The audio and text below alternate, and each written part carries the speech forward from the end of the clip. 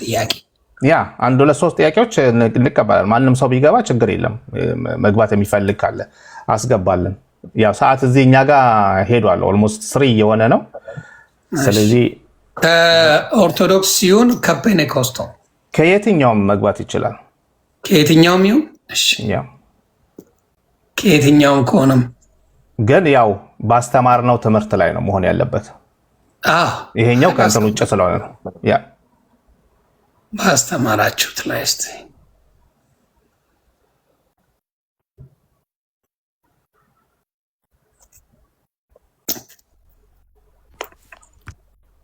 ባስተማራችሁ ላይ ነው። ሌላ የሚጨመር የለም። አደራ ችግር የለም። እሺ አመሰግናለሁ ዮኒ ስላስገባኝ። ሁላችሁንም ሰላም ብያለሁ። ዴቫ፣ አኬ፣ አውግስበርግ፣ ቅዱሴ፣ ዮሲያስ፣ ጀስት፣ ሉተር፣ ሌላ ከታች ያላችሁ ሁላችንም ሰላም ብያለሁ። መጀመሪያ ታንኪ ማለት ፈልጋለሁ። በደንብ ስለ ሉተር ያለን ከአማኞቹ ራሱ መስማት ከተከታዮቹ በቤቱ ካሉ መስማት አሪፍ ነገር ነው። ዝም ብለው ስፔኩሌሽን ግምት ምናምን ከዚህ በኋላ ክሊር ይሆናል ማለት ነው እና አይ ቲንክ ለዛ በጣም እኔ አፕሪሺየት ማድረግ ፈልጋለሁ። በቃ አንድ ሰው ያመነበትን ነገር ሲያስተምር ይሄ ነው ትምህርቴ፣ ይሄ ነው አቋሜ ሲል ልንስማማ እንችላለን። ግን ያን ነገር መስማት ማዳመጥና ፕላትፎርም ማመቻቸት አሪፍ ነው ብዬ አምናለሁ። ሰው በጣም ታንኪው ለዛ። የእኔ ጥያቄ እንግዲህ አንዳችሁ ትመልሱልኛላችሁ። አንድን ቤተክርስቲያን አንድ የሚያረጋት የጌታ ስጋና ደም ከአንዱ ማዕድ መብላት መጠጣቷ ነው ወይስ በመጽሐፍ ቅዱስ ቁጥር መስማማቷ፣ አብራ መዘመሯ? ጥያቄ ደድገመው። ቤተክርስቲያንን ወይ ደግሞ ክርስቲያኖችን አንድ የሚያደርጋቸው ከአንዱ ጽዋ ከአንዱ ማዕድ መብላታቸው መጠጣታቸው ነው ወይስ እሱን ሳያረጉ ትተውት እሱ ላይ አያረጉም አብረው ግን በሌላ ፐርፐዝ ቢገናኙ ይሄ ህብረት የቤተክርስቲያን ህብረት የክርስቶስ አካል ያለች ቤተክርስቲያን ያሰኛል ወይስ አያሰኝም ነው ጥያቄ። ታንኪ በጣም በጣም ጥሩ መዝሙረ፣ በጣም እናመሰግናለን። ታንኪዩ ስላየሁም ደስ ብሎኛል። ሰምተህ እንደሆነ መዝሙሪ ባስተማርነው ትምህርት ነው ያስተማርነው ደግሞ ጥምቀት ላይ ነው። ከዛ ጋር ተያይዞ ካለህ በጣም ጥሩ ነው። ግን አሁን ወደ ጎን ያለውን እንትን ቢያልፈን። ይሄ ጥያቄ ይቅር ነው። አዎ ያስተማርነው ትምህርት አለ። ምናልባት ከኋላ አርፍደህ ይሆናል የገባው። አይ ነው ከመጀመሪያው ጀምሬ ስካተል ነው ኮሜንት የጻፍኩኝ። በርቱ፣ አሪፍ ነው በርቱ። እያበረታታው ነበር ራሱ መልስ ከሰጣችሁ በኋላ ደስ ይላል እያልኩ ነበር። እሺ ጥምቀቱ በዛ ላይ መጠየቅ ትችላለህ፣ ችግር የለውም። እሺ ጥምቀት ላይ ያለውን ነገር ልጠይቅ። ለምሳሌ እናንተ ጥምቀት ለድነት ነው ብላችሁ ታምናላችሁ አይደል? አዎ። ኦኬ ዮኒ አሁን ለምሳሌ ባለፈው ወደ ፕሮቴስታንት ሲቀላቀል በፔንቴኮስታል ቸርች ዳግም ተጠምቋል። ኦኬ ዳግም ሲጠመቅ የመጀመሪያው ጥምቀት ምንም ጥቅም ስለሌለው ይሄኛው ጥምቀት ነው የሚያድንህ ተብሎ ነው የተጠመቀው። በእናንተ ዘንድ ደግሞ አንድ ኦርቶዶክሳዊ ለምሳሌ እኔ ወደ እናንተ መጣ አታጠምቁኝም።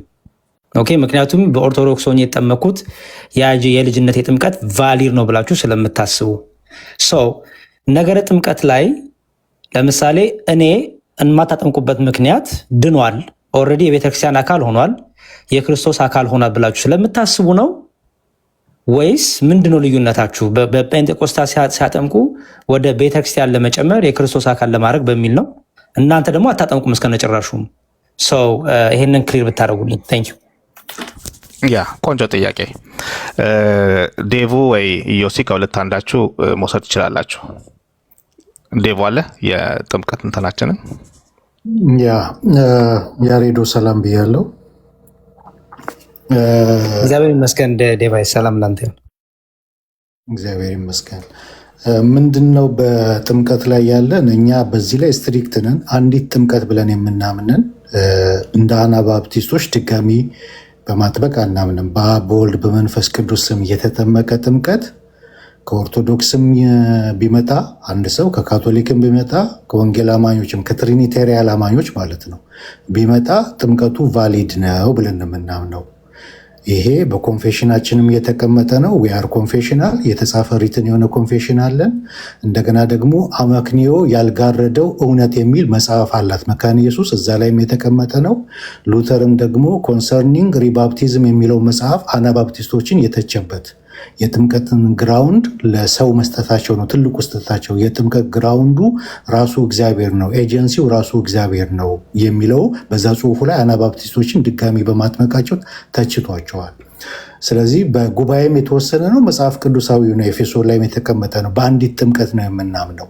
ከዛ የተነሳ ነው ከኦርቶዶክስም ከካቶሊክም ከትሪኒቴሪያል አማኞች የሚመጣን ድጋሚ ማናጠምቀው ማለት ነው። ኦኬ አሁን ከጴንጤኮስታል ወደ ሉትራን ቢመጣ ወደ መካነ ኢየሱስ ቢመጣ በማን የተጠመቀው? በአብ በወልድ በመንፈስ ቅዱስ ስም ነው የተጠመቀው። ስለዚህ ጥምቀቱ ምንድን ነው? ቫሊድ ነው። ኦብጀክቲቭሊ ነው። ግን ኦብጀክቲቭሊ እና ሰብጀክቲቭሊ ሁለቱን ለይተን ማየት አለብን። ኦብጀክቲቭሊ በራሱ ጥምቀቱ ኤጀንሲው ራሱ እግዚአብሔር ስለሆነ በጥምቀት ውስጥ ያለው ጸጋን ሪሜን ያደርጋል፣ ቫሊድ ነው ብለን እናምናለን። ሰብጀክቲቭሊ ግን ምን ማለት ነው? ሰውየው የሚያምንበት የራሱ የሚያደርግበት በራሱ ላይ አፕላይ የሚያደርግበት ያንን ቤኔፊት ያንን ጥቅም በህይወቱ የሚለማመድበት ማለት ነው። ሰብጀክቲቭሊ እንደዛ አይነት እምነት ሰውየው ከሌለው የሱ ሰብጀክቲቭሊ እንደዛ አይነት እምነት አለመኖሩ ጥምቀቱን ኢንቫሊድ አያደርገውም። ገብቷል መዝሙሬ? ጥምቀቱን ኢንቫሊድ አያደርገውም። ጥምቀቱ ቫሊድ ነው። በጥምቀቱ ውስጥ ያለው ኦብጀክቲቭሊ በጥምቀት ውስጥ ያለው ቤኔፊት ሪሜን ያደርጋል። ነገር ግን ሰብጀክቲቭሊ ግን እንደዛ አይነት እምነት ስለሌለው አፕላይ ለራሱ ማድረግ አይችልም፣ መጠቀም አይችልም፣ መለማመድ አይችልም ብለን ነው እንትን ምንለው። አሁን ወደኛ በሚመጣበት ሰዓት የእምነት ማጽኛ ትምህርት የሚባል አለ። እዚህ ጋር በደንብ ስሙኝ። የእምነት ማጽኛ የሚባል ትምህርት ይሰጠዋል። ያ የእምነት ማጽኛ የሉትራን ዶግማን የተመለከተ ነው። የመካነ ኢየሱስ ዶግማን የተመለከተ የምናስተምረው ትምህርት አለ። ያንን በሚማርበት ሰዓት አዌርነሱን ያገኛል። አዌርነሱን በሚያገኝበት ሰዓት ሰብጀክቲቭሊ እምነት ይፈጠርለታል ብለን እናምናለን። የዛን ጊዜ እንደገና አይደለም የምናጠምቀው። ያ ጥምቀት አንድ ጊዜ ዋስትና ስላለው በአብ በወልድ በመንፈስ ቅዱስም የተጠመቀች ጥምቀት ለዘላለም ዋስትና ያላት ስለሆነ ያንን ምን ያደርጋል? ትሬስ ያደርጓል። ባክ ትሬስ ያደርግና የራሱ ያደርገዋል፣ ይለማመዳል ሰብጀክቲቭሊ ብለን እናምናለን። ስለዚህ ምንድነው የምናደርገው? ከኦርቶዶክስም ቢመጣ ከካቶሊክም ቢመጣ ከወንጌል አማኞችም ቢመጣ በአብ በወልድ በመንፈስ ቅዱስም ተጠምቆ እየመጣን ደጋሚ ሳይሆን የምናጠምቀው የእምነት ማጽኛ ትምህርት ነው የምንሰጠው። የእምነት ማጽኛ ትምህርት ስንሰጠው በጥምቀት የኃጢአት ስርየት በጥምቀት እንደዚህ የሚለውን ነገር ያላመነ ሰብጀክቲቭሊ እንደዚህ አይነት እምነት የሌለው ከሆነ ይህን ዶክትሪን በሚማርበት ሰዓት ያንን እምነት ያገኛል። ሰብጀክቲቭሊ እምነት ማግኘት ከቻለ ደግሞ በራሱ አፕላይ ማድረግ መለማመድ ለራሱ መውሰድ ይችላል ብለን ነው የምናምነው። በእንደዚህ አይነት ሁኔታ ነው የምንገልጠው ማለት ነው። ድጋሚ በተአምር አናጠምቅም። ድጋሚ ጥምቀትን በጣም እንቃወማለን። ለዛ ነው። እሺ ዴቫ ታንኪዩ በጣም የመጨረሻ ጥያቄ ላቅርብና ልውጣ። ሜይ ቢ ሌሎች የሚገቡ ወንድሞች ካሉ እንዲገቡ። አንድ ሰው ድኖ ነው የሚጠመቀው ወይስ ለመዳን ነው የሚጠመቀው? በእናንተ በሉተሪያን አቋም አንድ ሰው ለምሳሌ ዛሬ ወንጌል ተሰበከ፣ ተማረ፣ አምኛለሁ አለ። ልክ አምኛለሁ ባለበት ቅስፈት የዘላለም ሕይወት አግኝቷል፣ ድኗል? ወይስ አምኖ ተጠምቆ ነው ያን የዘላለም ሕይወት የሚያገኘው? ሰው ጥያቄ ባጭሩ ድኖ ነው የሚጠመቀው ወይስ ለመዳን ነው የሚጠመቀው የሚለውን ነገር ብትመልሱልኝ።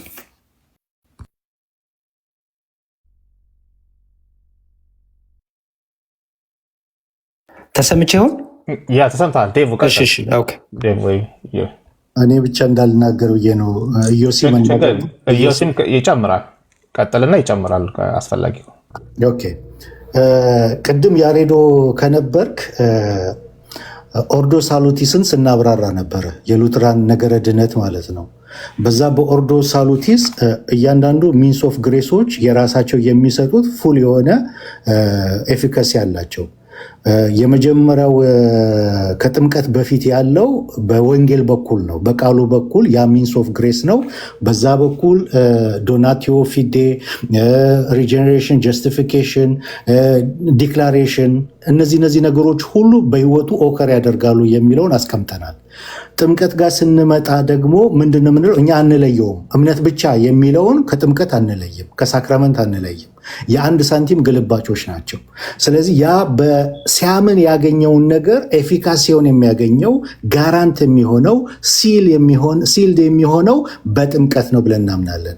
ያ ልጅነት ሲል የሚሆነው ያ ሲያምን ያገኘው የኃጢአት ስርየት ኤፊካሲውን የሚያገኘው ጋራንት የሚሆነው ኃይሉ ትራንስኮላሮች እንዳስቀመጡት ኮንፌሽናችንም እንዳስቀመጠው ጋራንት የሚሆነው ሲጠመቅ ነው። ጥምቀትን ከድነት አንነጥለውም እኛ ማለት ነው። ስለዚህ ድኖ አሁን ለምሳሌ አንድ ሰው ሲያምን ድኖ ነው በኋላ የሚጠመቀው ወይስ ለመዳን ነው የሚጠመቀው? አሁን እሱ ነው ትንሽ ኮንፊውዝ ያደረገኝ፣ ክሊር እንድታደርጉልኝ ነው። ምክንያቱም ከጴንጤቆስታሎች ጋር በምንወያይበት ጊዜ ድኖ ነው የሚጠመቀው፣ ለመዳን አይደለም። ጥምቀት ዝም ብሎ ምልክት ነው፣ ህብረት ማድረጊያ ነው እንጂ ከዘላለም ህይወታችን ጋር ከነገረ ድነታችን ጋር የተገናኘ አይደለም የሚል አቋም አላቸው። ዛሬ ደግሞ የእናንተን ሉተሪያን ነገር እየሰማን ስለሆነ ክሊር እንድታደርጉልኝ ነው። አንድ ሰው ድኖ ነው የሚጠመቀው ወይስ ለመዳን ነው የሚጠመቀው? ኦኬ፣ እኛ ድነትን ኢንስታንት ብቻ አድርገን አይደለም የምንገልጠው። ኦኬ፣ ሂደታዊ ነው። ስለዚህ ድነናል፣ እየዳንን ነው፣ እንድናለን በሚለው ሂደቱ ስለሆነ የምንገልጠው ለመዳን ነው የሚጠመቀው ሲጠመቅ እንጂ ድኖ አይደለም የሚጠመቀው ማለት ነው። ሲያምን በቃሉ በኩል ሚንስ ኦፍ ግሬስ ነው። በዛን ሰዓት ያገኘው ድነት አለ። ለምሳሌ ጀስቲፋይ በሚሆንበት ሰዓት እኮ ድነትን አግኝቷል። ሪጀነሬት አደረገ ማለት ጀስቲፋይ ሆነ ማለት ድነትን አግኝቷል። ነገር ግን ምንድን ነው ያንን ነገር ኤፊካሲውን የሚያገኘው ሲል የሚሆነው ጋራንት የሚሆነው በጥምቀት ነው እያልን ነው። ምክንያቱም ሚንስ ኦፍ ግሬስ ያስፈልገዋል። ይሄ ፕራክቲካል ፓሲቭ ሆኖ ነው ያ ነገር የሚካሄደው። አሁን ግን ከቦንዴጅ ኦፍ ዊል ውስጥ ከወጣ በኋላ ፍቃዱ ፓሲቭ ስለማይሆን አክቲቭ ስለሚሆን ምን ያገኛል? የክርስቶስን ሞትና ትንሣኤ ፊዚካሊ መተባበር አለበት። ክርስቶስን የዛን ጊዜ ይለብሰዋል። ከክርስቶስ ጋር አንድ ይሆናል። ሪጀኔሬሽኑ፣ የኃጢአት ስርየት፣ ሁሉ ነገር ሲያመን በቃሉ በኩል ያገኘው በሙሉ ኤፊካሲውን ያገኛል፣ ሲል ይሆናል፣ ጋራንት ይሆናል ብለን እንገልጠዋለን ማለት ነው። ስለዚህ ጥምቀትን ምን እያልኩ ነው? ከድነት አንነጥለውም። ኢንስታንት ብቻ የሆነ ቅስፈታዊ ብቻ ስላልሆነ ለእኛ ድነት ማለት ነው።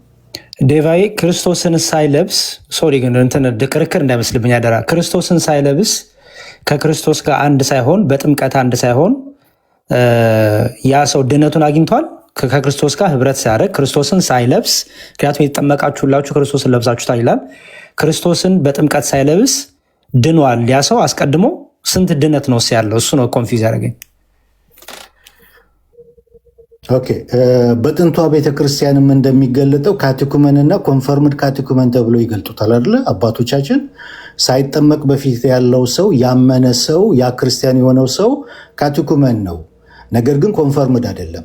ኮንፈርምድ የሚሆነው መቼ ነው? ሲጠመቅ ነው። በሚጠመቅበት ሰዓት ኮንፈርምድ ካቴኩመን ይሆናል ማለት ነው። አሁንም ልክ በእንደዚህ አይነት መልኩ ነው እኛ የምናስቀምጠው ነገረ ድነትን እዛ ጋ።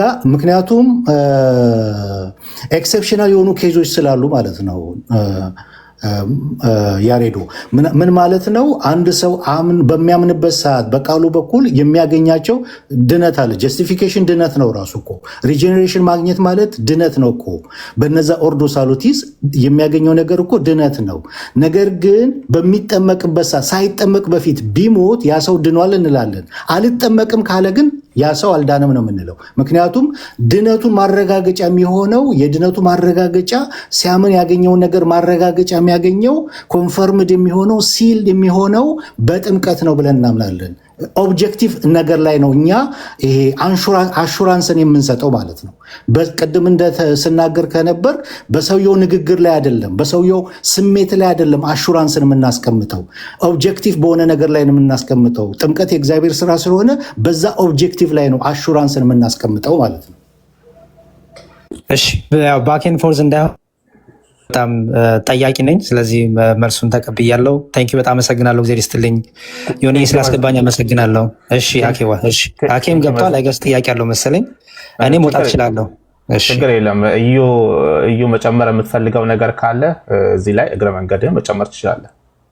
ኦኬ፣ ሰምቼ እወጣለሁ። እንደዛ ከሆነ ምንም የምጨምረው የለም። ቆንጆ አድርጎ ዴቭ አስቀምጦታል። ቆንጆ ነው። የመጨረሻ የሐዋርያውን እንቀበላ።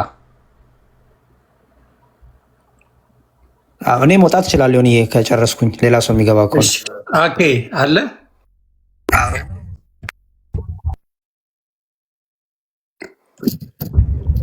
ሰላም ለሁላችሁ። አሎ ዮኒ እንዴት አላችሁ? ሰላም ብያለሁ። የሰላም አሁን መጣ። ኦኬ አሪፍ። እሺ እየተሰማ ከሆነ ሀብታም ኮፕሊንግ ቤተሰብ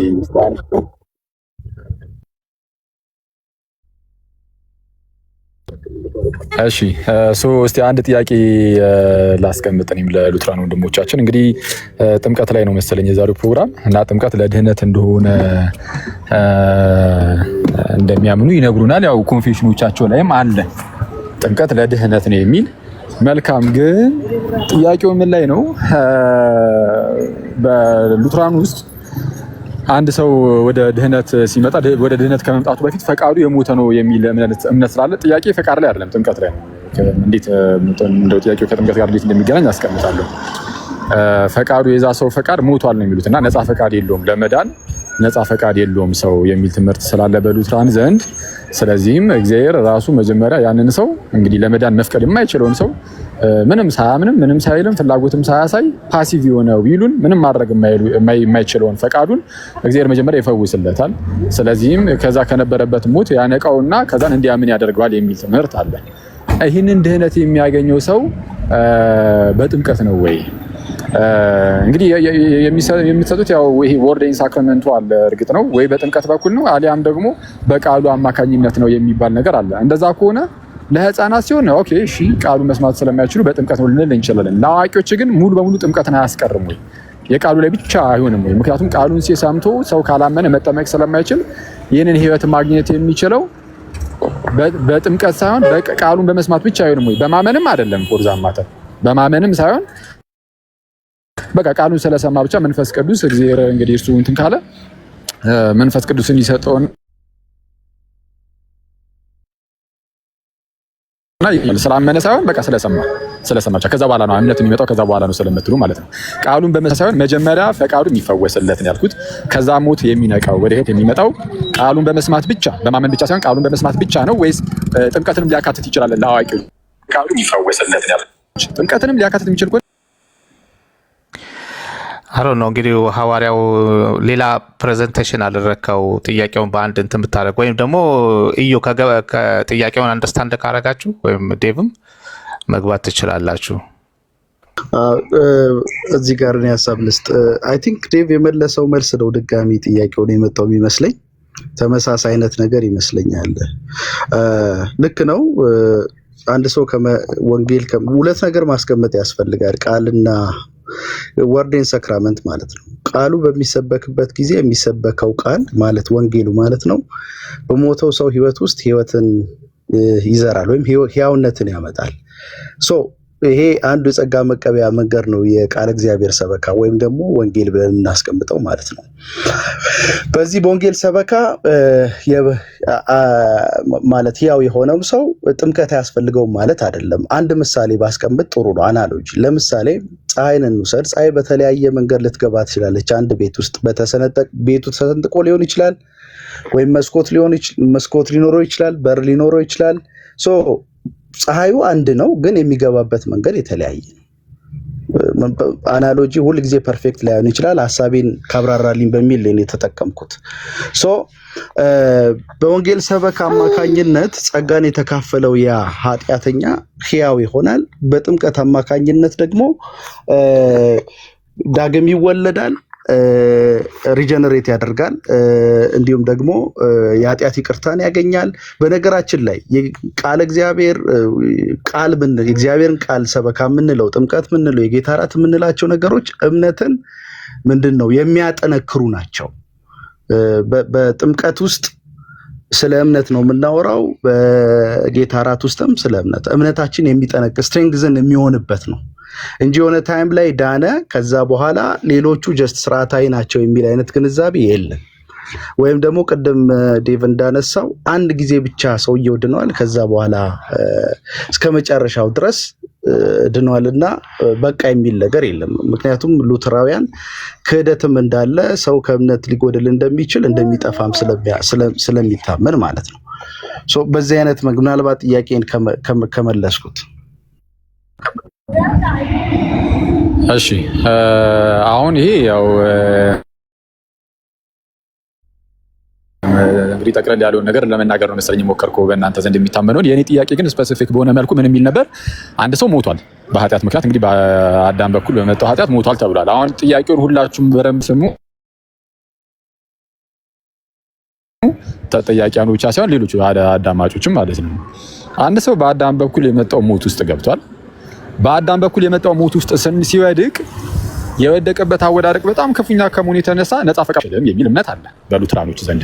በእኛ ዘንድ ሳይሆን በሉትራኖች ዘንድ ፈቃዱን ማጣው ነፃ ፈቃድ የለውም የሚል እምነት አለ። ነፃ ፈቃዱን ስላጣው ከዚህ ከወደቀበት ሞት መፍቀድ አይችልም። መፍቀድ ስለማይችል እግዚአብሔር ነው በቃ በራሱ በጸጋው ብቻ በራሱ ብቻ በእግዚአብሔር ፈቃድ እንጂ ያለ ሰውየው ፈቃድ ከዛ ከሞት ወደ ህይወት ያመጣዋል። ከሞት ወደ ህይወት ለመምጣት የሚያስፈልገው ጥምቀት ነው ወይስ የቃል ስብከት ነው የሚለው ላይ እንዴት እንደጠየቁኝ ላሳያችሁ። ለምሳሌ ህፃናት ከሆነ እንደዚህ እናደርገው የተወሰነ በደንብ ሰው እንዲረዳው። ለምሳሌ አንድ ህፃን ልጅ ከዚህ ከሞት ወደ ህይወት ለማለፍ ማለት ነው በአዳም በኩል ከመጣው ከዚህ ሞት ወደ ህይወት ለመምጣት የቃል ስብከት ነው የሚያስፈልገው ወይስ ጥምቀት ነው?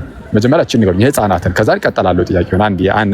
አንዳችሁ እንትን በሉና ይቅርታ ጋር ዴቭ ጥምቀት ነው ቆያው እንትን አጠር ያለ መልስ እያደረግን አንድ ይችን እንድትረዷት ነው ጥያቄ። እየተቆራረጠ ነው ቤተሰብ አኬ እየተሰማ ስላልሆነ ፕሊዝ ታፕ ኮፒ ሊንክ አድርጎ አንዴ ፕሊዝ። እየሰማችሁ ነው? ከታች ይሰማል? አሁን እየመጣ እሺ የሚሰማ እየተቆራረጠ ነው ከሆነ የኔ አሁን የመጀመሪያ ጥያቄ ምንድን ነው? አሁን እቺ ስትመልስ በጣም ከወጣ ቆይ አንዴ ቆይ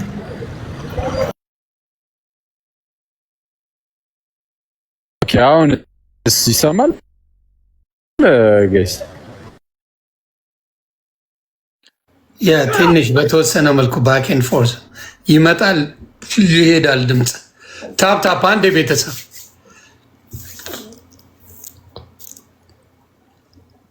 አንድ ፋሚሊ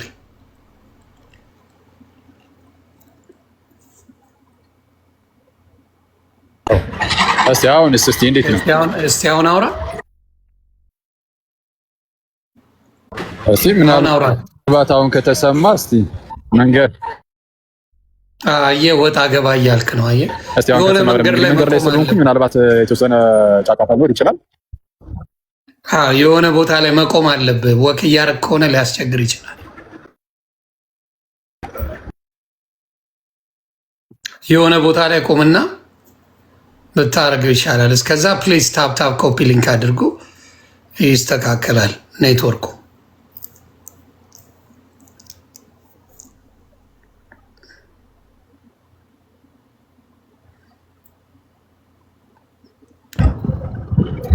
እሺ አሁን ይሰማል? አሁን ይሻላል። እስቲ ኦኬ አሁንስ ኦኬ ጎ አሄድ። እስቲ እንግዲህ የሚሰማ ከሆነ አይቺ ቦታ እንዳለ ካልሆነ ወጥቼ እገባለሁ። እዛው ቁም የተመዳተ አጋጣሚ መንገድ ላይ ነኝ። እስቲ የሚረብሽ ድምጽ ካለ እንግዲህ ይቅርታ እየጠየኩኝ እንትን ነው ጥያቄውን እንግዲህ ያው እየተቆራረጠ ከነበረ እንትን ልበል በደንብ ያው እንግዲህ እዚህ ጋር የምንጠያየቀው እነሱ ለመጠየቅ እኛ ለመጠየቅ ብቻ ሳይሆን ሌላውም ህዝብ እንዲረዳው ስለሆነ በደንብ እንድትረዱት ጥያቄውን ግልጽ ላድርገው። ምንድነው ጥያቄው? ቅድም እያልኩ የነበርኩት ማለት ነው በአዳም በኩል የመጣ ሞት አለ እንደምታውቁት እና በአዳም በኩል የመጣው ሞት ላይ ያለ ትምህርት ምንድን ነው? በሉትራን ዘንድ በቃ ሰው በአዳም በኩል ሲሞት የሞተው ክፉኛ ከመሆኑ የተነሳ ለመዳን ፈቃዱን እንኳን አጥቷል፣ ነፃ ፈቃድ የለውም የሚል ትምህርት አለ ብያችሁ ነበረ። ነፃ ፈቃድ የለውም፣ ለመዳን ነፃ ፈቃድ የለም። ታዲያ ነፃ ፈቃድ ከሌለው እንዴት ነው የሚድነው? በቃ እግዚአብሔር በራሱ በእግዚአብሔር ፈቃድ እንጂ ያለ ሰውየው ፈቃድ፣ በሰውየው ፈቃድ ሳይሆን በእግዚአብሔር ፈቃድ ሰውየውን ያድነዋል። ሲያድነው እንዴት ነው የሚያድነው ነው የማዳኛው መንገድ እንዴት ነው የሚለው ላይ የሚሰጡን ጥምቀትና ቃሉ ነው። በቃ ቃሉ ሲሰበክ ሰውየው ያምናል ሳይሆን በቃሉ ስብከት ውስጥ ሳያምን በፊት መንፈስ ቅዱስ ሲሰጠውና እንዲያምን ያደርገዋል። ያንን ሰውዬ ራሱ እግዚአብሔር መንፈስ ቅዱስን ሰጥቶ እንዲያምን ያደርገዋል፣ ገና ሳያምን በፊት ማለት ነው። ስለዚህ ሳያምን በፊት መንፈስ ቅዱስ ያስፈልገዋል። ያ ሰው እንዲያምን መንፈስ ቅዱስ ያስፈልገዋል። አሁን ይህንን የሚያገኘው ወይ በጥምቀት ነው ወይ ደግሞ በቃሉ በኩል ነው በሚሰበከው ስብከት በኩል ነው? ለምሳሌ ለህፃናት ሲሆን እንዴት ነው ይሄ ነገር የሚሰራው? በቃሉ ስብከት ሊሆን አይችልም ብዬ አስባለሁ። ምክንያቱም ስለማይሰሙ ስለዛ በጥምቀት ነው የሚሆነው ወይስ እንዴት ነው? የህፃናቱ ልክ ስትነግሩኝ አዋቂዎች ላይ ጥያቄው ምን እንደሆነ ከጥምቀት አንጻር ልንገራችሁ። ህፃናቱ እንዴት ነው በጥምቀት ነው ወይስ የምር በስብከትም ጭምር ነው ከዚህ ሞት የሚወጡት ከዚህ ከሞት ወደ ህይወት የሚመጡት? አጠር ያለ መልስ ብትነግሩኝ ከዛ ጥያቄ ቀጣዩን ደግሞ ላቅርብ። ከኔ ሀሳብ ልስጥና ዴቭ ይቀጥላል። አኬ እዚህ ጋር ምናልባት ያልተገነዘብከው ነገር ስላለ ክላሪፋይ ላድርግልህ። ጥምቀትንና የወንጌል ስብከትን ፍጹም የሚለያዩ አድርጎ ማስቀመጥ በሉትራን ዘንድ የለም። ምን ማለት ነው? ለምሳሌ ጥምቀትን ከእግዚአብሔር ቃል ልትለየው አትችልም። ካህኑ ክርስቶስን ወክሎ የሚቆም ካህን ነው። በሉትራን አስተምሮ እሱ የእግዚአብሔርን ቃል ወርድ ኦፍ ኢንስቲትዩሽን የሚባል አለ። የእግዚአብሔርን ቃል እየጠቀሰ ወይም እየተናገረ ያጠምቃል። ጥምቀትና የእግዚአብሔር ቃል የተለያዩ አይደሉም። የእግዚአብሔር ቃል ስንል ወንጌል ሰበካው፣ ተስፋ ቃሉ ምንላቸው ናቸው። ጥምቀት ከእግዚአብሔር ቃል የሚለይ አይደለም ማለት ነው። በመሰረታዊ ደረጃ የተያያዘ ነው። ጥምቀት ሲባል ውሃ ውስጥ ገብቶ ብቻ የመውጣት ጉዳይ አይደለም። ይሄ የጥምቀት ክንዋኔ ራሱ የእግዚአብሔር ቃል አብሮት ያለ ነው። እሱ ኢንፋሳይዝ መደረግ አለበት። ሁለተኛ ወደ ህፃናት ስንመጣ ህፃናት የእግዚአብሔር ቃል አይሰበካቸውም የሚል ነገር የለም። ምክንያቱም ካህኑ ልክ የእግዚአብሔርን ቃል ጠቅሶ ነው የሚያወራው እኮ በሚያጥምቅበት ሰዓት በአብ በወልድ በመንፈስ ቅዱስ ስም አጠምቃቸዋለሁ ሲል እኮ ስብከተ ወንጌል እየተናገረ ነው የሚያጠምቀው። ያ የሚናገረው ቃል ቫኒቲ ከንቱ ንግግር አይደለም። በዛ ልጅ ህይወት ውስጥ ምንድነው ኦሪጂናል ሲንን አስወግዶ ያንን ልጅ ሕያው የሚያደርግ ዳግም የሚወልድ ወደ ክርስቶስ አካል የሚጨምር ነው። ስለዚህ ጥምቀቱ ከእግዚአብሔር ቃል ተለይቶ የሚታይ አይደለም ለማለት ፈልጌ ነው። ሁለቱ የተያዙ ናቸው። ምናልባት እዚህ ላይ ዴቭ የሚጨምር አንድ የቆዝች ላይ እንድረዳ መጀመሪያ እንትን ልበል፣ ይቅርታ። ስለዚህ አሁን በቃሉ በኩል ሲባል በሚሰበከው ስብከት በኩል ድህነት ይሰጣል ተብሎ ሲነገር ሰውየው መስማት የማይጠበቅበት ነው። ምክንያቱም ህፃናት መቼስ ይሰማሉ አንልም አይደል? እምነት ከመስማት ነው፣ መስማትም በእግዚአብሔር ቃል ነው እንደሚል ህፃናት ይሰማሉ፣ ይሰበካል አልከኝ፣ ቃል ይነገራል። ትክክል ነው። እሱማ የትም ቦታ አለ።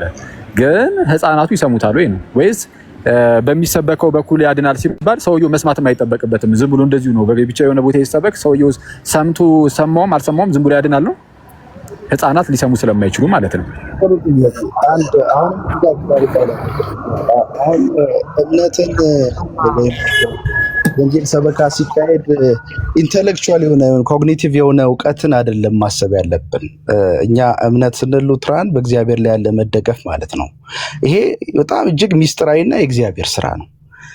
ለምሳሌ አንድ ሰው በአመክንዮ ላይ በተመሰረተ መንገድ ዝርዝር ነገሮች ተቀምጠውለት እነዛን ዝርዝር ነገሮች ትክክል መሆናቸውን አረጋግጦ ሲቀበል ያለ እና በእግዚአብሔር ሚስጥራዊ አሰራር ያ በኃጢአትና በበደሉ ሙት የሆነ ሰው በእግዚአብሔር ላይ መደገፍን ሲያገኝ የተለያዩ ጉዳዮች ናቸው። ሉትራንስ የመጀመሪያውን አይነት ጉዳይ አይደለም የሚያነሱ፣ ስለ ጥምቀት ሲያነሱ፣ ስለ ድነትም ሲያነሱ በእግዚአብሔር ላይ ያለ መደገፍ ነው። ቃሉን መሰረት አድርጎ ካህኑ በሚናገርበት ጊዜ አሁን ስለ ጥምቀት ነው የምናወራው፣ ወርድ ኦፍ ኢንስቲትዩሽን እያወራው ነው ያለሁት። በሚያርግበት ጊዜ እንደው ካህኑ የሚናገረው ነገር ይዘቱን ሕፃኑ አገናዝቦ አውጥቶ አውርዶ እንደዚህ ይሄ ያስኬዳል፣ ይሄ አሳማኝ ነው፣ ይሄ ደግሞ አያሳምንም እያለ አይደለም አመነ የሚባለው። ይሄ የሚሰብከው ቃል በራሱ ሙት ለሆነው ለዛ ማንነት ሕያውነትን ይሰጣል፣ በእግዚአብሔር ላይ መደገፍ እንዲኖረው ያደርጋል ብለን እናምናለን። ይሄ እጅግ በጣም ሚስጥራዊ ነው፣ እግዚአብሔር የሚሰራው ስራ ነው። በእግዚአብሔር ላይ ያለ መደገፍ እንጂ ይሄ ፕሮፖዚሽናል ስቴትመንት ተቀምጦ በዛ ፕሮፖዚሽናል ስቴትመንት ኮንቪንስድ ሆኖ የሚደረግ እምነት አይደለም። እንደሱ አይነት እምነት ስለዛ የህፃኑ መስማት ያን ያህል አስፈላጊ አይደለም ነው አይደለ? ህፃኑ ሊሰማ ስለማይችል የህፃኑ መስማት ያን ያህል አስፈላጊ አይደለም ማለት ነው። በህፃኑ መዳን ውስጥ የህፃኑ ወንጌልን መስማት አስፈላጊ አይደለም። ምን መሰለ፣ አንድ ማወቅ ያለብን ነገር ምንድነው? አሁን የጠየቀኝ ጥያቄ የተሳሳተ ጥያቄ ላይ ትክክለኛ መልስ መስጠት አስቸጋሪ ነው የሚሆነው። ምንድነው የተሳሳተ ጥያቄ የሚሆነው? ለማመን መስማት ያስፈልጋል የሚል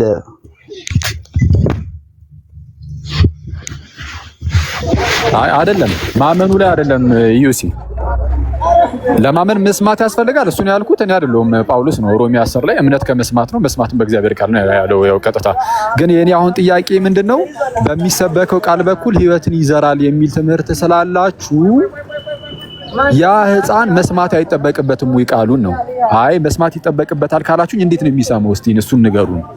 እና ያው በቃሉ በኩል ሕይወትን ያገኛል ስለተባለ ሕፃኑ አይ መስማት አይችልም ከተባለ ግን ምንድነው አሁን መስማት የማይችል ዝም ብሎ ኖርማል የሆነ ሰው ጋር ዝም ብለን ሄደን ስለሰበክን ብቻ እዛ ሰው ውስጥ ዝም ብሎ እንዲህ አይነት ነገር እምነት እየተፈጠረለት ወይም ሕይወት እየተዘራበት ነው ወይ ያስብላል። እና አሁን ሕፃኑ ልጅ ላይ ያ ሕፃን ልጅ ከሞት ወደ ሕይወት የሚመጣው ሲጠመቅ ነው ወይስ ቃሉ ሲሰበክም ጭምር ነው? ቃሉ ስለተሰበከ ከሆነ መስማት አይጠበቅበትም አያስብልም ወይ ነው ሕፃኑ ልጅ? ምክንያቱም ሊሰማ አይችልም የሚሰበከውን ቃል። ይኸውልህ ሰላም ብያለሁ። በመጀመሪያ ሰላም ላንተ ይቀጥል። ለሕፃናቱና ለአዋቂው ስናወራ አንድ አይነት እንትና እናስቀምጥም። ለምን ሕፃኑ መስማት አይችልም፣ ስለዚህ ጸጋን የሚቀበለው ወይም ደግሞ እንግዲህ እግዚአብሔር ጸጋውን የሚሰጠው በጥምቀቱ በኩል ነው ብለን እንናገራለን። ለአዋቂው ሲሆን ደግሞ የምናብራራበት መንገድ አለ። አሁን ሕፃኑ በጥምቀት ውስጥ ነው ያንን ጸጋ የሚቀበለው። ቃሉ ደግሞ የሚሰበከውም ቃል በጥምቀት ውስጥም በቅዱስ ሚስጥራት ውስጥም ደግሞ የሚሰራው ቃል አት ዘ ሴም ታይም ኤፊኬሲው አንድ የሚለያይ ኤፊኬሲ የለው። ስለዚህ ቃሉ ባለበት መንፈስ ቅዱስ ደግሞ ይሰራል። ቃሉ በሚሰበክበት ለምን ጥምቀት ራሱ ቃሉን ነው የሚይዘው። ስለዚህ አብ ወልድ መንፈስ ቅዱስን የሚይዝ ከሆነ ያን ልጅ ሪጀነሬት የማድረግም የኃጢአት ይቅርታንም መስጠት ከዛ አንፃር በጥምቀቱ በኩል ያ ልጅ ያንን ማግኘት ይችላል። ሀሳቡ ትክክል። እኔም ይህንን ነው ማቆበሉ ስራን ዘንድ። ስለዚህ ለሕፃናት ሲሆንና ለአዋቂዎች ሲሆን ይለያል። ለሕፃናት ሲሆን በጥምቀቱ በኩል ነው። አሁን ቅድም ኢዮስያስ የተወሰነ ነገሩን ትንሽ እንትን ስላለው ነው ቃሉ ተሰብኩላቸው ስለተባለ ነው። እና እዛ ላይ አሁን ከዚህ ጥያቄ ምን መሰለ ሕፃናቱ ከሞት ወደ ሕይወት መምጣትን የሚያገኙት በጥምቀት ነው። አዋቂዎች ላይ ግን እንሂድና አዋቂዎች ከሞት ወደ ሕይወት የሚመጡት ልክ እንደ ሕፃናቱ ሁሉ የቃል ስብከትን አልፎ ጥምቀት ላይ ሊሆን የሚችልበት አግባብ አለው። ምክንያቱም ጥምቀት ከቃል ስብከት በኋላ የሚመጣ ነው ሁልጊዜም ቢሆን ለአዋቂዎች እንግዲህ እንደዛ ነው ብዬ አስባለሁ። እናንተ ጋር ሰውን የምታጠምቁት ሰብካችሁ አስተምራችሁ እንደሆነ ተስፋ እናደርጋለን። እንደዛ ከሆነ አስቀድሞ ሲሰበክ ኦልሬዲ ከሞት ወደ ሕይወት ይመጣና ከዛ በኋላ ነው የሚጠመቀው ወይስ ስትሰብኩት በዛ በቃል ስብከት ላይ ከሞት ወደ ሕይወት ሳይመጣ የጥምቀት ሰዓት ላይ ነው ከሞት ወደ ሕይወት የሚመጣው? ለአዋቂዎች ሲሆን ለሕፃናት ሲሆን ጥምቀት ነው ተብሏል። ለአዋቂዎች ሲሆን ግን በመጀመሪያ መጽሐፍ ቅዱስ ኤክስፕሊሲትሊ ሪጀነሬሽን ይሄ ብቻ ነው ብሎ ዲፋይን አድርጎ ዘግቶታል። አንድ ሚኒንግ ብቻ ነው ያለው። አንድ ምን አልከኝ? ሪጀነሬሽን ዲፋይን ሲያደርገው በአንድ መንገድ ብቻ አስቀምጦታል። ላይክ ይሄ ነው ብሎ ብቻ ያስቀምጠበት ነገር አለ ሪጀነሬሽን ሲያብራራ። እንግዲህ ሪጀነሬሽን መጽሐፍ ቅዱስ የተጠቀሰባቸውን ቦታዎች ሁሉ ስንመለከት የሚገናኘው ከምን ጋር ነው? አስቀድመን ከነበርንበት ሞት ወደ አዲስ ሕይወት መምጣታችንን ወይም ደግሞ ይሄ ደንዳናው ልባችን የመታደሱን ያንን የሚያመለክት ነው። ምንም ዮሐንስ ወንጌል ምዕራፍ 3 ቁጥር 5 ማየት ይቻላል። ቲቶ ምዕራፍ 3 ቁጥር 5 ማየት ይቻላል። አንደኛ ምንድነው ቆላሲስ ላይ ማየት ይቻላል። ቆላሲስ ምዕራፍ 2 ላይም አለ። ይህ ስጋችሁ ባለመገረዝ ሙታን በነበራችሁበት ሰዓት የሚለው ቆላሲስ ምዕራፍ 2 ከቁጥር 10 ከቁጥር 11 ጀምሮ ያለውን ማየት ይቻላል። ፕላስ ደግሞ ኤፌሶን ምዕራፍ 2 ላይም ማየት ይቻላል። እንደ አዲስ ተፈጠርን በክርስቶስ የሚለው ማለት ነው። ስለዚህ ይሄ እንደ አዲስ መፈጠርን የሚያሳይ ነው። ሪጀነሬሽን እንደ አዲስ መፈጠርን ያሳያል። የመጽሐፍ ቅዱስ የተለያዩ ንባባትን ካየን በቃ እንደ አዲስ መፈጠር ነው። አስቀድሞ ከነበረው አሮጌው ማንነት ወደ አዲስ ሕይወት መምጣትን የሚያሳይ ነው። ሮሜ ምዕራፍ 6ም ይህንኑ ነገር ያሳያል። በክርስቶስ በኩል የሆነውን አዲስ ሕይወት ማለት ነው። ሰው አስቀድሞ ከነበረበት አዳማዊ ከዛ ሞት ማለት ነው ከዛ ክፉ ሞት ነፃ ፈቃድን እንኳን ካሳጣው ከዛ ሞት የሚመለሰው ለሕፃናት ሲሆን በጥምቀት ከሆነ ለአዋቂዎች ሲሆን እንዴት ነው? በጥምቀት በኩል ነው ወይስ በሚሰበከው ቃል በኩል? ምክንያቱም በሁለቱም ካልከኝ ልክ ሲሰበክ ከዛ ከሞት ወደ ሕይወት ከመጣ ሁለት ጊዜ ከሞት ወደ ሕይወት አይመጣም፣ ይታወቃል፣ ግልጽ ነው። በጥምቀት ካልከኝ በጥምቀት ነው ካልከኝ በጥምቀት ብቻ ማለት ነው። አይ የጥምቀት ላይ ነው ከሞት ወደ ህይወት መምጣት ያለው ዴፊኒሽን የጠየቅኩ ለዛ ነው። አሁን ስናብራራ ሪጀነሬሽንን ስናብራራ በሶስት መልኩ ይብራራል። ለምሳሌ አንድ የሉትራን ቴዎሎጂያን አለ ሊንድበርግ የሚባል አለ። እሱ ሲያስቀምጥ እንዴት ነው ያስቀመጠው? ወይም ደግሞ ሰመራይዝ ነው ያደረገው የሉትራኑን ስነ መለኮት ሰመራይዝ አድርጎታል። ምን ብሎ ነው ያስቀመጠው? በሶስት መልኩ አስቀምጦታል። ከዛ እነዛ ደግሞ አብራርቷል በደንብ በበቂ ሁኔታ። ምን ብሎ ነው ያስቀመጠው? የመጀመሪያው ስትሪክት ዲክታ አለ፣ ስትሪክቲዝሜል ዲክታ አለ፣ ከዛ ሌስ ዲክታ አለ። ሪጀነሬሽን ነው የሚያብራራው። ሶ የመጀመሪያው ላይ ስንመጣ ይሄ ወደ ህይወት መምጣትን የሚያመለክተው ላይ ወይም ደግሞ ይሄ በስትሪክቱ ሴንስ ሲወራ የመጀመሪያው ሪጀነሬሽን ወደ ህይወት መምጣት ነው። ያ ማለት ከዛ ሙት ከነበረው ህይወት ወደ አዲሱ ህይወት የሚመጣበት ያ የሞተው ሰው ህይወት የሚያገኝበት ነው። ያንን እናወራለን። ስለዚህ ያ ደግሞ አዋቂው ሰው ደግሞ ወደ ጥምቀት ከመምጣቱ በፊት ደግሞ ቃሉ ይሰበክለታል። ስለዚህ በቃሉ በኩል ደግሞ የሚያገኘው ምንድነው? እምነትንም ይፈጥርለታል። ያ ሰው ሪጀነሬት ሆነ ስንል ወደ ህይወት መጣ ነው ምንለው። ስለዚህ በባፕቲዝም ደግሞ ያ ሰው ምንድነው የሚሆነው? ሪጀነሬት ይሆናል። ያ ማለት በምን ኤግዛምፕል ያስቀምጠዋል ሊንድበርግ? አንድ ህፃን ልጅ በእናቱ ማህፀን ሆኖ ህይወት አለው። ምክንያቱም ያው አቦርሽንን ምናምን ስንቃወም አሁን ህይወት ስለሆነ ነው ያ ህፃን ልጅ ወይም ደግሞ ህይወት አለው ስለሚባል። ስለዚህ በእናቱ ማህፀን ነው ህይወቱ የሚጀምረው ያ ልጅ። ግን ፉሊ ያንን ያገኘውን ህይወት ወይም ደግሞ ያንን ህይወት ኤክሰርሳይዝ ማድረግ የሚችለው ያገኘውን ፓወር ኤክሰርሳይዝ ማድረግ የሚጀምረው ከተወለደ በኋላ። ስለዚህ ይሄንንም ወደዚህ ስናመጣው እንዴት ነው አንድ ሰው ሪጀነሬሽኑ ፉል የሚሆነው ወይም ፐርፌክት የሚሆነው የት ጋር ነው? ያው ፐርፌክት አይደለም እያለን ሳይሆን ግን በደንብ ሲልድ የሚሆነው የሚጠብቀው ባፕቲዝም ጋር። ስለዚህ ያ ሰው ቃሉ ሲሰበክለት ወደ ህይወት ይመጣል።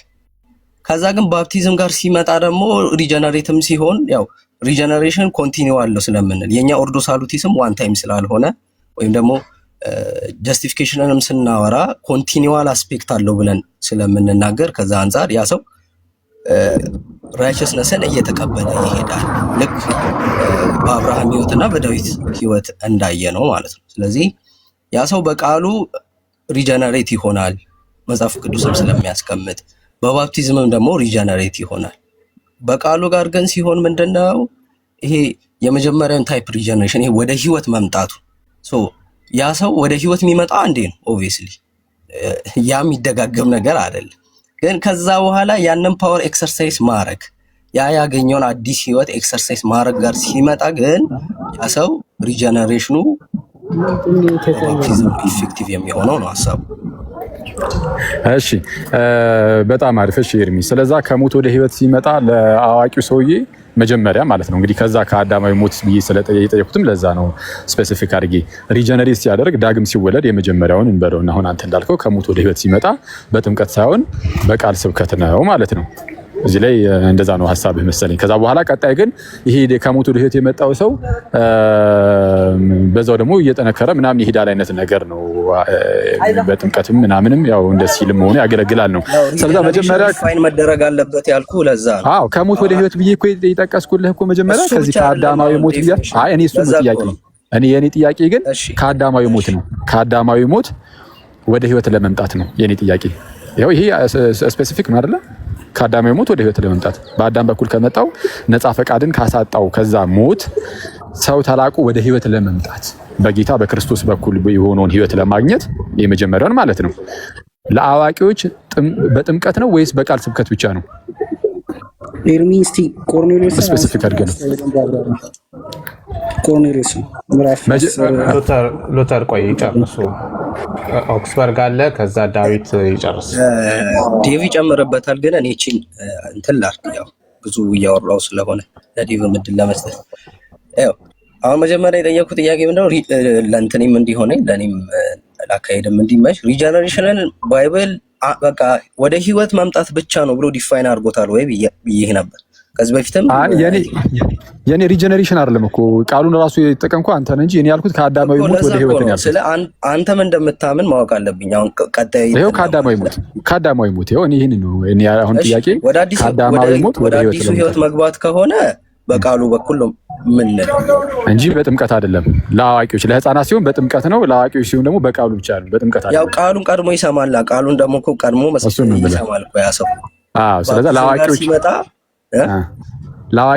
ለህፃናት ሲሆን ቅድም ጥምቀት ነበር ያልከኝ። አሁን ለአዋቂዎች ግን በጥምቀት ሳይሆን በቃሉ በኩል ነው። ህፃኑማ ባፕቲዝም ላይ ነው የሚያገኘው እኮ። ትክክል ነው። አይ ነው እየተከራከርኩኝ አይደለም ኤርሚ፣ የእናንተን እምነት ለማወቅ ነው። የህፃናት ሲሆን በጥምቀት አዋቂዎች ሲሆን ግን በጥምቀት ሳይሆን ቃሉን በመስበክ ሆኖ ደግሞ እዚህ ጋር ግን ግልጽ እንድታደርግልኝ በማመንስ ነው ከሞት ወደ ህይወት የሚመጣው ወይስ በስብከቱ ብቻ ነው ማለት? እስኪ ትንሽ እንትን አድርገው ያሁኑን ሀሳብ ብቻ። እሺ ከአዳማዊ ከዛ ሞት ወደ ህይወት ለመምጣት የቃሉን ስብከት ይሰማና ሰውየው አምኖ ነው የሚወጣው ወይስ ሳያምን ነው? ማለት ቃሉ ሲሰበክለት ያምናል ወይ ነው? አምኖ ነው። አዎ አምኖ ነው ወደ ህይወት የሚመጣው ወይስ ወደ ህይወት መጥቶ ነው የሚያምነው?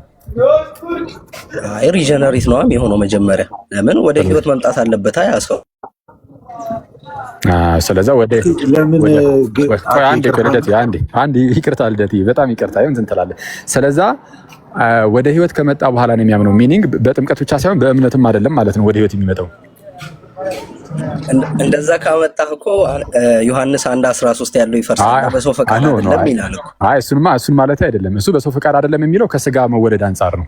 በሰው ፈቃድ አልተወለዱም ማለት ከስጋና ከስጋ አይደለም የሚያወራው። ችግር የለም። ሪጀነሬሽንን ያወራል፣ ግን ከስጋ ፈቃድ አልተወለዱም ማለት የተወለዱት ከእግዚአብሔር ነው። ስለዚህ ሪጀነሬት የሆኑ ያሉት በእግዚአብሔር ፈቃድ ነው እንጂ በሰው ፈቃድ አይደለም ነው ሐሳቡ አይደለም። አይ እንደዛ አይደለም ሐሳቡ፣ እንደዛ አይደለም። ዮሐንስ ወንጌል ምዕራፍ 1 ከላይ ከፍ ብለህ ቁጥር 11 ጀምረህ ስትመለከተው ወደ ራሱ ሰዎች መጣ፣ የገዛ ወገኖቹ ግን አልተቀበሉትም ይልና ለተቀበሉት ግን በስሙም ለሚያምኑት ለእነርሱ የእግዚአብሔር ልጆች ይሁኑ ዘንድ ስልጣን ሰጣቸው ይላል። ለማን? ለሚያምኑት። ስለዚህ ያለ እምነት የሆነ የእግዚአብሔር ልጅነት የለም። ይቅርታ ኤርሚ፣ እየተከራከርኩ አይደለም፣ መከራከር የለብኝም ጉዳይ ስላልሆነ ጥያቄ ብቻ ላቅርብና ስለዚህ አሁን ሰው ከሞት ወደ ህይወት ሲመጣ በዛውም እኮ ሰውም እንዲያቆም ነው እምነታችሁን እንጂ ይሄ እኮ ትክክል ነው። በቃ ይሄን አውቀዋለሁ። ሰው ከሞት ወደ ህይወት የሚመጣው በጥምቀት ብቻ ሳይሆን በጥምቀት አይደለም። አሁን አንተ እንዳልከኝ ከሆነ ለአዋቂዎች ሲሆን ማለት ነው። በእምነትም አይደለም። በቃ ቃሉ ብቻ ይሰበካል። እግዚአብሔር ነው ስራውን የሚሰራው። ሰውየው ሳያምን ከሞት ወደ ህይወት ያመጣውና ከዛ እንዲያምን ያደርገዋል የሚለውን እሱን እንትን እንድንለው በቃ ቴንክ ዩ ኤኒዌይስ እግዚአብሔር ያክብርልኝ ኤርሚ።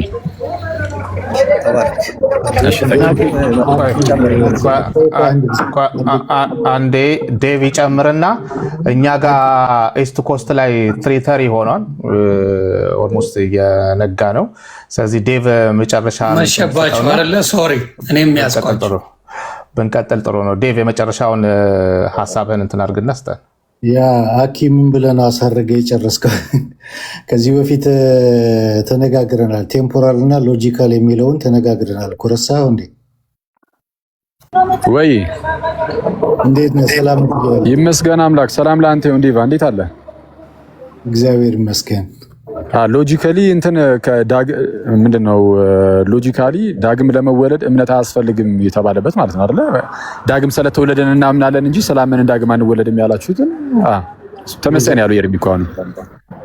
ያለ እምነት ነው አልካ። አሁን መጨረሻ ላይ ስታሳርገው ያለ እምነት ነው ዳግም ይወለድ ከሞት ወደ ህይወት፣ ከዛ ሞት ወደ ህይወት የሚመጣው ሰውየው አምኖ አይደለም፣ መንፈስ ቅዱስ ነው ስራውን የሚሰራው ነው። ሰውየው ዳግም ያልተወለደ ሰው ሪጀነሬት ያላደረገ ሰው ማመንም መንፈሳዊ የሆነ መልካም ነገርም ሊኖረው ስለማይችል በኮንፌሽኖቻችሁ ምስክርነት መሰረት ያ መጀመሪያ እኮ የሚሰጠው እምነት ነው። ዶናቲዮ ፊዴ ነው። ዶናቲዮ ፊዴ ያለ እምነት ጀስቲፊኬሽንም አያገኝም፣ ሪጀነሬሽንም አያገኝም፣ ሳንቲፊኬሽንም አያገኝም።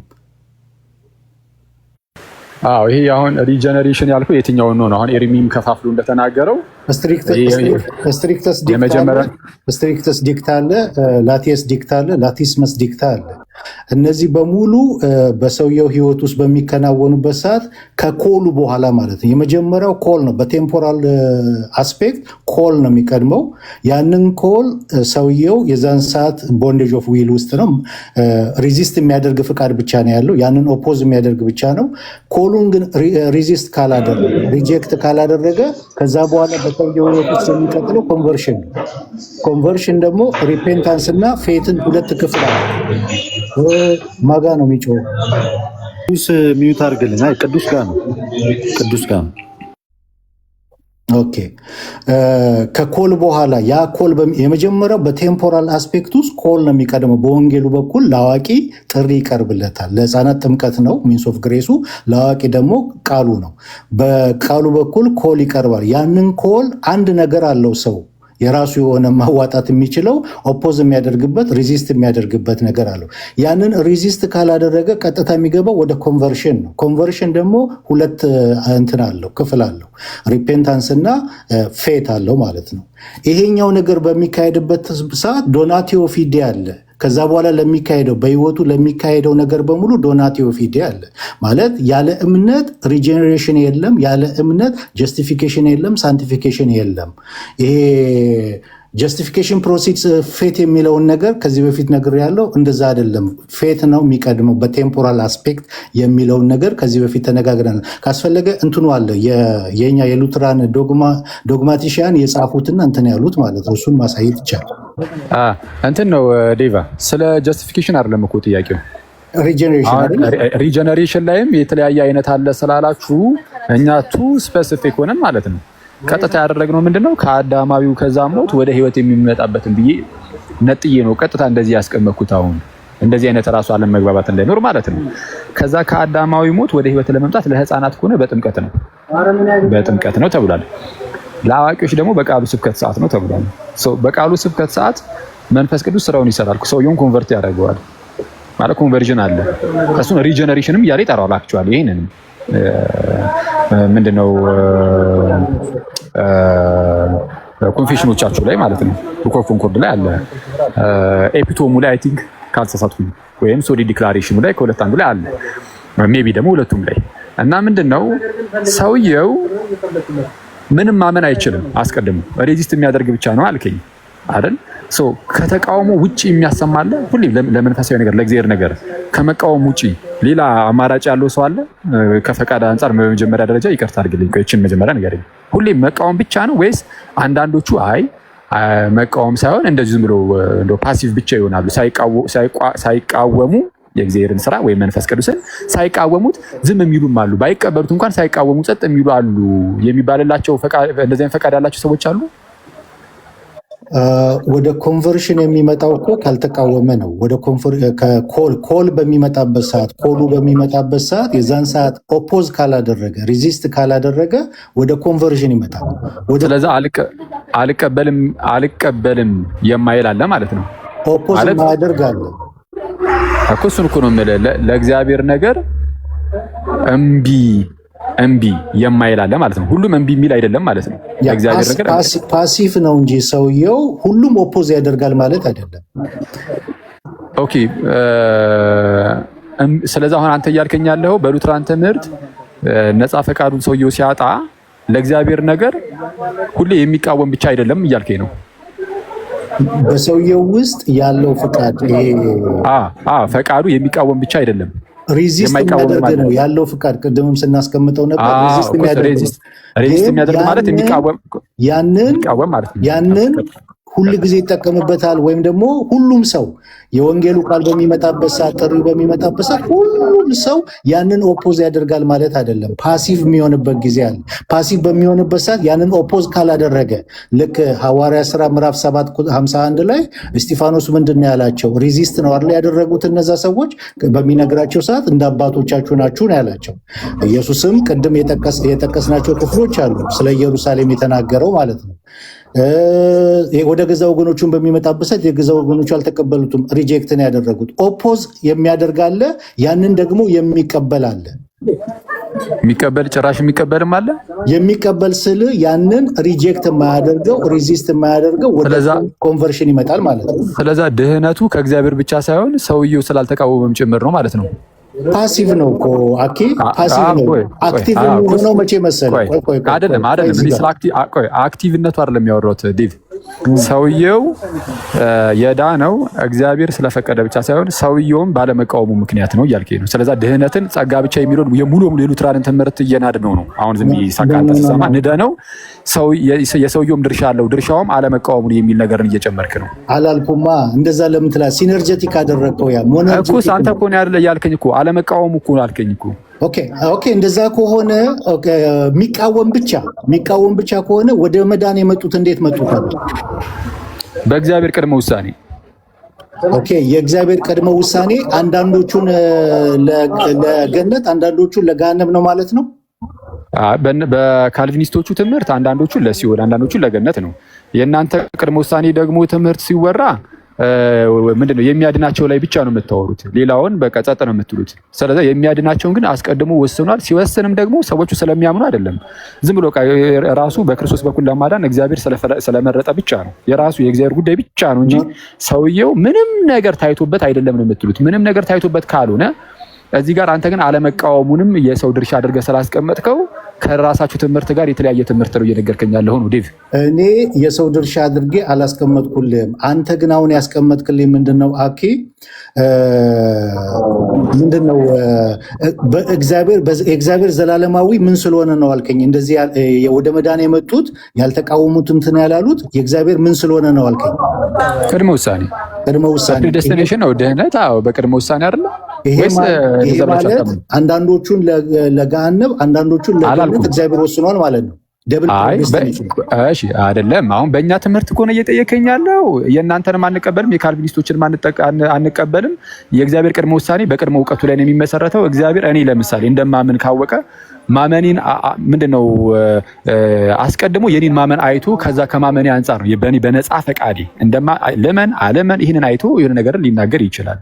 ቅድመ ውሳኔ ተብሎ ሊነገር የሚችለው በቅድመ እውቀት አንጻር ነው። እናንተ ጋር ግን ቅድመ ውሳኔ የምትሉት ነገር የኛም እንደዛው ነው። አይደለም ከቅድመ እውቀት አንጻር አይደለም። በቅድመ እውቀት ነው ኮንፌሽናችን ሚል የሚያስቀምጠው። አንዴ አስቀድሞ እምነትን አይቶ ነው በሰዎች ዘንድ እግዚአብሔር አስቀድሞ ይወሰነው። እግዚአብሔር የሚድኑትን ያውቃል፣ ሬዚስት የሚያደርጉትን ያውቃል የሚለውን ያስቀምጣል ኮንፌሽናችን። አይደለም ያውቃል አያውቅም አይደለም። ቅድመ ውሳኔው ግን የሚመሰረተው አንተ እንደምታምን አስቀድሞ ስላወቀ ነው የወሰነ። ኖ ቅድመ ውሳኔ ቅድመ እውቅና ያውቃል አይደለም። አይ የኔ ጥያቄ ለምሳሌ አንተን እግዚአብሔር አስቀድሞ ከወሰናቸው ውስጥ አንተ አንዱ ብትሆን፣ ለምሳሌ በድህነት ውስጥ እግዚአብሔር አስቀድሞ ከወሰናቸው ውስጥ አንተ አንዱ ብትሆን፣ በእናንተ ትምህርት አንተን የወሰነ እንደው እንደምታምን አስቀድሞ አውቆ ነው ወይ ዝም ብሎ ራሱ ስለፈለገ ነው? ጥሪው አንደኛ በመጀመሪያ ዩኒቨርሳል ኮል ነው፣ ለሁሉም ነው የሚቃወም። እኔ እንደዛ አይደለም ያልኩት። እኔ ቅድመ ውሳኔው ላይ ልጨርስልህ። ቅድመ ውሳኔ ላይ በምትመጣበት ሰዓት ወይም ደግሞ አስቀድሞ መወሰን ላይ በምትመጣበት ሰዓት ሪዚስት ያላደረጉት ከዛ በኋላ በእምነታቸው የጸኑት አስቀድሞ ተወስነዋል ብለን ነው እንትን የምንለው። በምናቸው ሬዚስት ያላደረጉት በእምነታቸው ደግሞ እስከ መጨረሻው የጸኑት እነዚህ አስቀድመው ተወስነዋል የሚለውን ነው የምናስቀምጠው። እኮስ ሬዚስት ያላደረጉት ያመኑት የጸኑት እነዚህ ሁሉ ነገር ያደረጉት አስቀድሞ ስለተወሰነባቸው ነው ወይስ አይደለም? ወይ መሰረቱ የእግዚአብሔር ቅድመ ውሳኔ ነው ወይስ የራሳቸው ነው? ኦኬ ሰማለው ኤርሚ። አዎ ግን አንዴ ከዲቭ ጋር እየተደጋገመ ስለሆነ ብዬ ነው። ከዚህ በፊትም እኔ እናንተ ማውርተንበታል ብዬ ነው። ልደትም ቢቀር ይሻላል ትንሽ በጣም ሰዓትም እየሄደ ስለሆነ እሺ ወንድም ኤርሚ እናሳጥረው ብዬ።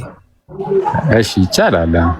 ጥሩ ሀሳብን አቅርብና እንጨርሰው ይሄን ሀሳብ። ከዛኛ አሁን መጨረሻ ላይ እኮ ጥሩ። እሺ አይ እኔ እንኳን ሀሳቤ የነበረው ይሄው ነው። ምንድነው እግዚአብሔር አስቀድሞ ወስኗል ስለምትል ፕሪዴስቲኔሽንን ስናወራ እግዚአብሔር ከኛ ምንም አይቶ አይደለም፣ ምርጫው በክርስቶስ በኩል ነው ብለን ነው የምናስቀምጠው። ስለዚህ ያ ደግሞ ምርጫው በክርስቶስ በኩል ደግሞ ከሆነ አንድ ሰው ፓሲቭ መሆኑን ነው የምናስቀምጠው፣ ወይም ደግሞ ለድነቱ ፓሲቭ ነው ያ ሰው ወይም ደግሞ ፈቃዱ የታሰረ ስለሆነ ብለን እንናገራለን። ስለዚህ አሁን ዴቭ ቅድም ሲያብራራ የነበረው ምንድን ነው?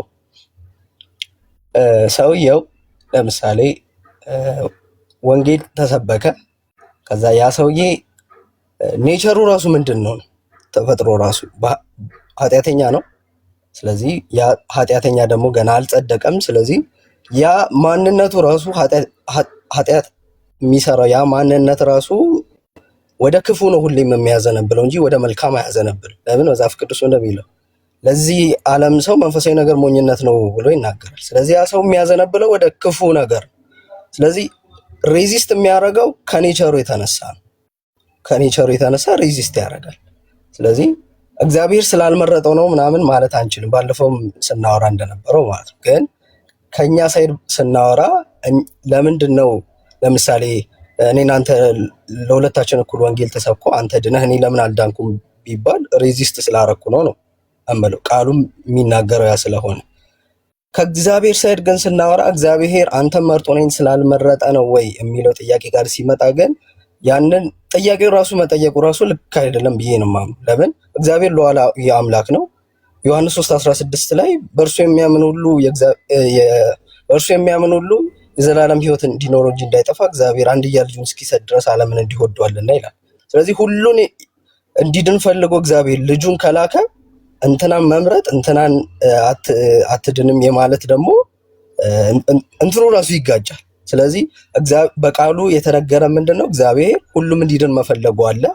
በልጁ የሚያምን ደግሞ እንዲድን መፈለጉን ደግሞ በግልጽ ቃሉ ተናግሯል። ስለዚህ አንተ ውስጥ ሰርቶ ከዛ እኔ ውስጥ ደግሞ ለምንድን ነው ያልሰራው? እኔን ስለማይፈልገኝ ነው? ስላልመረጠኝ ነው? እኔን ማሸነፍ አቅቶት ነው የሚለው ጥያቄ ጋር ሲመጣ እዛ ጋር ሚስጥር ነው የምንለው። ለዛ ግን ማውራት የምንችለው ነገር እኛ ለምንድን ነው ያልዳነው ቢባል እኛ ሬዚስት ስላደረግን ነው እንላለን።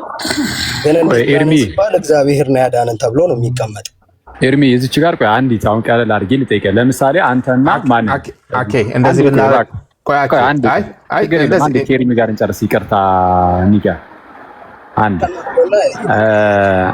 አንድ ለምሳሌ እንደዚህ እናደርገው እስኪ በደንብ ግልጽ እንዲሆን ማለት ነው። ለምሳሌ አንተንና አንድ ሰው እንውሰድ እዚህ ውስጥ። እሺ ቆይ ሉትራን ያሉ ነው ለምሳሌ ለጊዜው እሺ ዮኒ ነው እንበልና አንተና ዮኒን እንውሰድ። አንተና ዮኒን እንውሰድና ለምሳሌ ዮኒ ለጊዜው ምንም አይነት ቤተ እምነት ውስጥ የለም ብለን እናስብና እሱ አልዳንም እንበል። እንደ ምሳሌ ነው ዮኒ እንዳትቀየም ምሳሌ ብቻ ነው። አንተ ደግሞ ድነሃል እንበል። ገና እየተወዛገብኩ ነው። እውነቴን ነው። ኧረ በፍጹም ለምሳሌ ብቻ ነው። ለምሳሌ ብቻ እውነት ነው። ውዝግብ ላይ ነኝ አባት እና ዮኒ አልዳንም እንበልና ለምሳሌ አንተ ግን ድነሃል። ዮኒ ያልዳነው አንተ የዳንከው እግዚአብሔር አስቀድሞ ማለት ነው አንተን ሲያድን። ዮኒ ግን ያልዳነው በምን ምክንያት ነው? በማን ምክንያት ነው ስለ ዮኒ እምቢ ስላለ ነው ትላለህ። አንተ ራስህ እንደ ዮኒ እምቢ የምትል ሰው አልነበርክም ወይ? ምክንያቱም ከፍጥረት የእግዚአብሔር ነገር የምትቃወም ብቻ ከሆንክ አንተም እንደ ዮኒ እምቢ የምትል ብቻ ከሆንክ አንተን እንዴት ነው እንደዚህ ወደ ድህነት በየት በኩል ሊያመጣህ ቻለ? አንተ እምቢ ብለው ወደ ድህነት መጣል፣ ዮኒ እምቢ ብሎ ግን ወደ ድህነት አልመጣም። በሁለታችሁ መካከል ያለው ልዩነት ምንድነው? በአንተና በዮኒ መካከል ሁለታችንም ኃጢአተኞች ነን እኮ። እሱ ከመዳኑ በፊት እኔ ካለመዳኔ በፊት ሁለታችንም ኃጢአተኞች ነን። ግን የምታስቀምጠው እዛ ጋር ከእግዚአብሔር ሳይድ ስታስቀምጠው ከሰው ሳይድ ስታስቀምጥ ድነትን ሁለቱ የተለያየ አስፔክት ነው። እኛ ፓሲቭ ነን፣ ድነትን የምንቀበል፣ እግዚአብሔር ደግሞ ድነትን ሰጪ ነው። ስለዚህ ዮኒ የዳነበት ምክንያት እግዚአብሔር ነው በውስጡ የሰራው። ከዛ እኔ ውስጥ ለምን አልሰራም እኔን ስላልፈለገኝ ነው የሚለውን ከእግዚአብሔር ሳይድ ስታወራ ያንን በቃሉ አልነገረም። እኛ የምናውቀው እግዚአብሔር የሁሉንም መዳን እንደሚፈልግ ነው። የኔንም የዮኒንም መዳን ፈልጎ እግዚአብሔር ጸጋውን ይዞ ወዴት መጣ? በቃሉ በኩል ወደ እኔና ወደ ዮኒ መጣ። ለሁለታችንም ተሰበከ።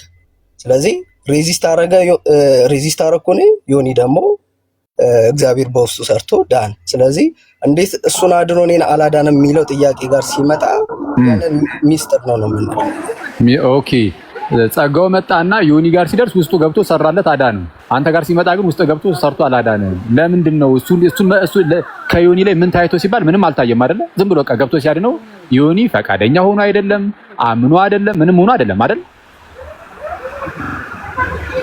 ፓሲቭ ነው እኮ ይቀበላል እኮ። ትረስት እኮ የሚያደርገው እግዚአብሔርን ነው። ምንም እንትን አይልም ማለት ሮቦት ነው አይደል? ፓሲቭ ነው ማለት ሮቦት ነው ማለት ነው። በሌላ አማርኛ ፓሲቭ ነው ማለት አክቲቭ አይደለም። ኤርሚ ፓሲቭ ነው ማለት አክቲቭ አይደለም እየተባለ ነው። ሚኒንግ ምንም አይነት የፈቃድ ትብብር ማድረግ አይችልም። ፓሲቭ ነው ማለት የፈቃድ ትብብር ማድረግ አይችልም ነው። አክቲቭ ዊል ሲሆን የፈቃድ ትብብር ማድረግ ይችላል። አዎ በቃ ልዳን ብሎ በፈቃድ ይተባበራል። ፓሲቭ ሲሆን ግን ልክ እንደ ሮቦት ምንም ማድረግ አይችልም። ራሱ እግዚአብሔር ራሱ በራሱ ብቻ ይሰራውና ከዛን እንዲያምን ያደርገዋል። ያኔ አክቲቭ ያደርጋል። በኃጢአታችሁና በበደላችሁ ሙታን ነበራችሁ የተባለው ሰው እንዴት ነው ፓሲቭ ላይሆን የሚችለው? እሱን ነው የምልህ ኤርሚ። አሁን ሙታን ስለነበሩ ምንም በፈቃዱ መተባበር። አንዴ ይቅርታ፣ እንትን ሌላ ሰው እየገባ ነው መሰለኝ። አንዴ ይቅርታ። ቆይ አሁን ኤርሚ፣ አሁን የጠየቀኝን በኃጢአታችሁና በበደላችሁ ሙታን ነበራችሁ ስለተባለ ፈቃዱ ፓሲቭ ነው መሆን ያለበት፣ ምንም መተባበር አይችልም አልከኝ። አሁን ይህንን ልመልስልህ ካልኩኝ ከመጽሐፍ ቅዱስ መልስልሃለሁ በጣም በቀላሉ ግን እሱ ክርክር እንዳይሆን ፈራውኝ። ልመልስልህ ካልኩኝ አንተ የጠቀስከው እዚሁ ኤፌሶን 2 አይደለ? ዝም ብለህ ዝቅ በል። አሁን አንተ ቁጥር 5 ከቁጥር 1 እስከ ቁጥር 5 ያለው እንደዚህ ይላል። ዝቅ ብለህ ዝም ብለህ ቁጥር 8 ላይ ሄደህ ስታየው ጸጋው ያዳናችሁ በእምነት ነው ይላል። አየህ፣ የሞተው ሰው የራሱ ያዳነው በእምነት ነው። የሞተው ሰው ማመን ይችላል። ስለዛ አክቲቭ ነው፣ ዊሉ አክቲቭ ነው፣ ፈቃዱ አክቲቭ ነው፣ መተባበር ይችላል። በሞቱ ስቴት ሆኖ እንዴት ነው እግዚአብሔርን አምኖ ወደ ድነት የሚመጣው? እስኪ ነገር ትክክል ነው። በእንትን ቆይ አንዴ ሐዋርያው አንዴ አውግስበርግ አንዴ ከይቅርታ ጋር ነገሩ ወደ ጭቅጭቅ እየሄደ ስለሆነ በቃ እንዳይሆን አንዴ እዚህ ላይ ብቻና ፕሊስ ችግር የለም። እኛ በጣም ስለቆየ እኔ ጋር 4 ሆኗል። ዮኒን ሳናመሰግን አንሄድም ብለን ነው። መቀጠል ግን ትችላላችሁ ሌሎቻችሁም በኋላ እኛ ዮኒ አንዴ ሐዋርያው እንዳትረሳና ጨርሰን አንዴ ሐዋርያው አይደለም ነብይ ልደት ነው አሁን ያወራው።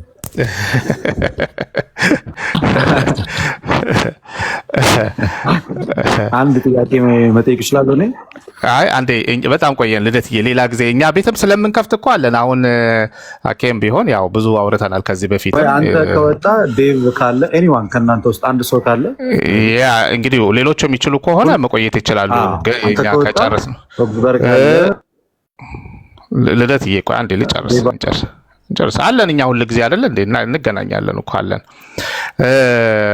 ዴቭ ምናልባት መጨረሻ ላይ ማለት የምትፈልገው ነገር ካለ ደስ ይለኛል። መቆየት የሚፈልግ ሰው ካለም ደግሞ መቆየት ይችላል። ግን አንድ ላይ ስለመጣን እንደዚህ አድርጉ። ኒቂያ ያ እኛም እናመስግንና ከዛ በኋላ እናንተ ጠቅለላችሁት ምናምን ጨርሱ። የእናንተ ፕሮግራም ስለሆነ ይሄ ከእናንተ በኋላ የኛ ማውራታችንም አግባብነት ስለሌለው እኔ በቃ እንግዲህ ቴንኪዩ በርቱልን ልል የምችለው እግዚአብሔር ያክብርልኝ። እንግዲህ የሉትራን ወንድሞቻችን በጣም የምናከብራቸው የምንወዳቸው ወንድሞች ናቸው። እንደምታዩት አንድ ጥያቄ ነበር። እሺ አንዴ እንትን ልበልና ከዛን ጥያቄ ካለ ጠይቃለሁ። ልደት የምንወዳቸው የምናከብራቸው ወንድሞቻችን ናቸው። የተረጋጉ ናቸው እና ሪስፔክት አለን። በንግግር መካከልም ደግሞ ያስቀየምናችሁ ነገር ካለ ለሱ ይቅርታን እየጠየቅን ይልመድባችሁ፣ በርቱልን። እግዚአብሔር ከእናንተ ጋር ይሁን። እናመሰግናለን። በጣም ነው የምናመሰግነው ሐዋርያው።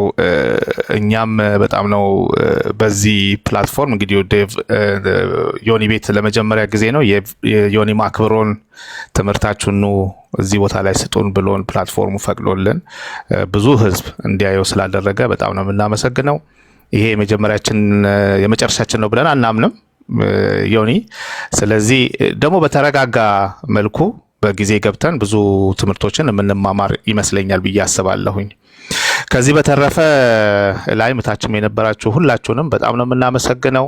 ምናልባት በጣም ሰዓት ስለሄደ የመጨረሻ አንዳንድ ነገሮችን ያዘጋጀነውን ወደ ሌላ ጊዜ ባስተላልፈው ጥሩ ነው። ዴቭ የምትለው ነገር አውግስበርግ የምትለው ነገር ካለ በሉና እናጠቃልል።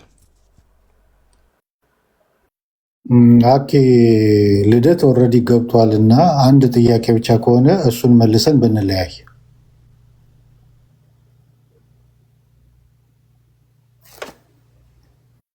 እሺ ቴንኪዩ ዴቭ በጣም አመሰግናለሁ። የኔ ጥያቄ ቅድም ሙሉ ለሙሉ አልሰማሁም። ከሰማሁት ነገር አንጻር ነው የምናገረው። ተነስቶ ይሁን አይሆን አላወቅኩም። ከተነሳ ሌላ ጥያቄ እጠይቃለሁ። ይመልሰነዋል ትሉኛላችሁ። ቅድም ዮኒ ሲጠይቅ ከኦርቶዶክስ ቤተክርስቲያን አንድ ሰው ወደ እናንተ ቢመጣ ጥምቀት ይወስዳል ወይ ስትሉት አይ አይወስድም የሚል መልስ ሰጥታችሁ ነበር አይደል ዴቭ? አይወስድም። ከሙሉ ወንጌል ወደ ሉትራን ቢመጣስ ከአንድ ፔንቴኮስታል ቸርች ወደ መካነ ኢየሱስ ሙቭ ቢያደርግ አንድ ሰው የልጅነት ትምህርት ይማራል፣ የልጅነት ጥምቀት ይወስዳል፣ የጌታን ስጋና ደም ይቀበላል? አይወስድም። ጥምቀት አይወስድም። የልጅነት ጥምቀትም አይወስድም። ጥምቀት አንዲት ነች። በአብ በወልድ በመንፈስ ቅዱስ ስም የተጠመቀ ጥምቀት ድጋሚ የሚደገም አይደለም፣ አንዲት ነች። እነሱ እኮ መጀመሪያ ሲጠመቁት ለደህንነት ብሎ አልነበረም። ስለዚህ ልክ ነው ማለት ነው ጥምቀታቸው። ጥምቀት ቅድም አብራርተናል። አልነበርክም ማለት ነው ልደት። ኦብጀክቲቭሊ እና ሰብጀክቲቭሊ ብለን አብራርተናል። ኦብጀክቲቭሊ ጥምቀቱ በአብ በወልድ በመንፈስ ቅዱስ ስም እስከተደረገ ድረስ በወርድ ኦፍ ኢንስቲትዩሽን እስካለበት ድረስ ቫሊድ ነው ብለናል። ነገር ግን ሰብጀክቲቭሊ ደግሞ ምንድን ነው ብለናል? አንድ ሰው በሚጠመቅበት ሰዓት ለኃጢአት ስርየት ለእንደዚህ ያገኝበታል። ይጮሃል ብል ምንድን ነው? ኦኬ ሰብጀክቲቭሊ ለኃጢአት ስርየት እንደዚህ ያገኝበታል ብሎ እንትን ካላለ ሰብጀክቲቭሊ የሆነ እምነት የለውም ማለት ነው። እምነት መቀበያ እጅ ነው። ያ የእግዚአብሔርን ግሬስ ለራሳችን የምናደርግበት ነው። ስለዚህ ያ ከሌለው በህይወቱ አፕላይ ማድረግ አይችልም። ያንን ቤኔፊት መለማመድ አይችልም። ያ የእሱ ሰብጀክቲቭሊ እምነት አለመኖር የጥምቀቱን ቫሊዲቲ አያሳጣውም። ምክንያቱም በጥምቀት የእግዚአብሔር ስራ ነው እንጂ የሰው ስራ አይደለም። ጥምቀቱ ኦብጀክቲቭሊ ቫሊድ ነው። በማን ስም የተጠመቀ? በአብ በወልድ በመንፈስ ቅዱስም የተጠመቀ ጥምቀት። ይሄ ከቸርች ፋዘርም ከቸርች ፋዘርም እንደምታውቀው የሲፕሪያንና የእስጢፋኖስ ክርክር የነበረው ያ ነው። ሲፕሪያን ከቤተ ክርስቲያን ውጭ የተጠመቁት ጥምቀት ሁሉ ቫሊድ አይደለም ብሎ ሲል፣ ስቴፈን ደግሞ ምንድን ነው ያለው? በአብ በወልድ በመንፈስ ቅዱስ የተጠመቀ ጥምቀት እንደማይደገም ሲናገር ነበር እና በቸርች ፋዘርም ያለ ነው። እኛ ስቲፍ የተናገረውን ነው። በአብ በወልድ በመንፈስ ቅዱስ ስም የተጠመቀ ጥምቀት ኤፌሶ ምዕራፍ 4 ላይ ያለ ጥምቀት በጉባኤ በአንዲት ኃጢአትን በምታሰሪ ጥምቀት በሚለው በአንዲት ነች ያቺ ጥምቀት፣ ሁለት የሚደጋገም አይደለም። በአብ በወልድ በመንፈስ ቅዱስ ስም የተጠመቀ ጥምቀት። ለዛ ነው ከኦርቶዶክስም ከካቶሊክም ከፔንቴኮስታልም ወደኛ ቢመጣ ድጋሚ በስላሴ የተጠመቀን አማኝ አናጠምቅም። ነገር ግን ምንድን ነው የምናደርገው? የእምነት ማጽኛ ትምህርት አለን። ያንን የእምነት ማጽኛ ትምህርት እናስተምራለን። ዶክትሪናል ትምህርት ነው። ያንን ስናስተምረው አዌርነሱ ይኖረዋል፣ መረዳቱ ይኖረዋል። ጥምቀት ለካ እንደዚህ አይነት ቤኔፊት አለው የሚለውን መረዳት ሲኖር አዌርነሱ ሲመጣ ሰብጀክቲቭ የሆነ ነገር ይፈጠራል በውስጡ ማለት። ሰብጀክቲቭ ሲፈጠር ሪሜን ስለሚያደርግ በጥምቀት ውስጥ ያለው ኦብጀክቲቭሊ ሪሜን ስለሚያደርግ ያ ቤኔፊት ያንን ቤኔፊት ትሬስ ባክ አድርጎ የራሱ ያደርገዋል፣ ይለማመደዋል፣ ይወስደዋል ማለት ነው። አፕላይ ያደርገዋል በህይወቱ። ስለዚህ አሁን ትልቁ ፖይንት በአብ በወልድ በመንፈስ ቅዱስ መባሉ ነው እንጂ ጥምቀት አያድንም፣ ልጅነትን አይሰጥም፣ ስርየተ ኃጢአት አይሰጥም ብሎ ለምሳሌነት ብቻ የወሰደው ሰው ቢመጣ ሙሉ ለሙሉ ተቀባይነት ያገኛል ማለት ነው በእናንተ ዘንድ። ልክ የጌታ ስጋና ደም እናንተ የክርስቶስ እውነተኛ መገኘት አለው ብላችሁ የምታምኑት ከእናንተ ጋር ወደ እናንተ ጋር የሚመጣው ሰውዬ ነው፣ አይ ጀስት ምሳሌያዊ ነው የክርስቶስ እውነተኛ ስጋ አይደለም ሲል የነበረ ሰው በቀላሉ ነው የሚቀላቀለው ማለት ነው። ስለዚህ ድንበር የለሽ ነው የምትለኝ? አሁን ልዩነቱ ምንድን ነው መሰለህ?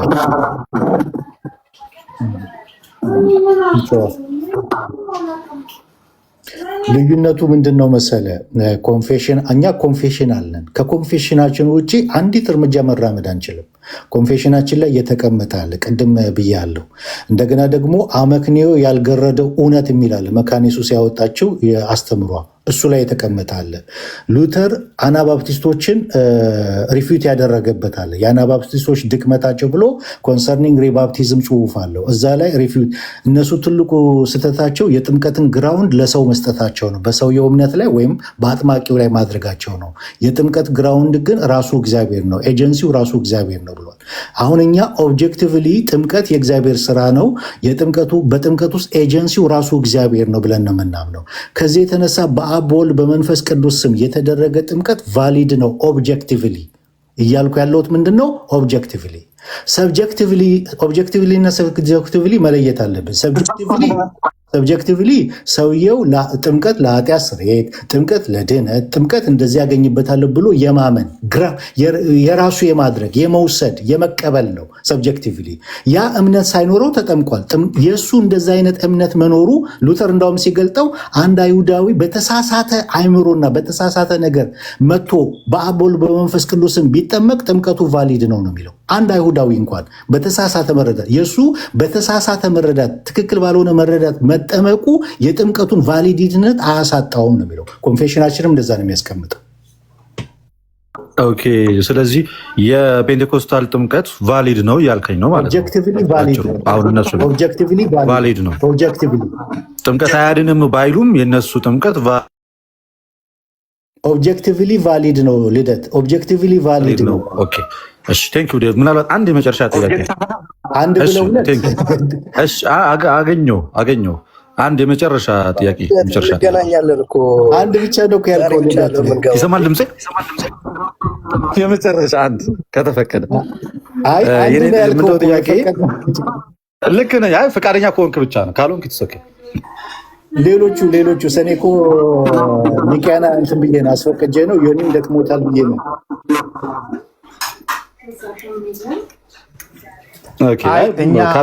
እኛ ልደቴ እኛ በጣም አለን እኮ ምናልባት የእኛም ቤት አኬ ያውቀዋል፣ ብዙ ጊዜ ይጎበኛል። አንተም ብቅ በል ፎሎ አድርገንሃል፣ ብቅ ብለህ በደንብ ሰዓት ሰተንህ እናወራ በጣም ምክንያቱም የዚህ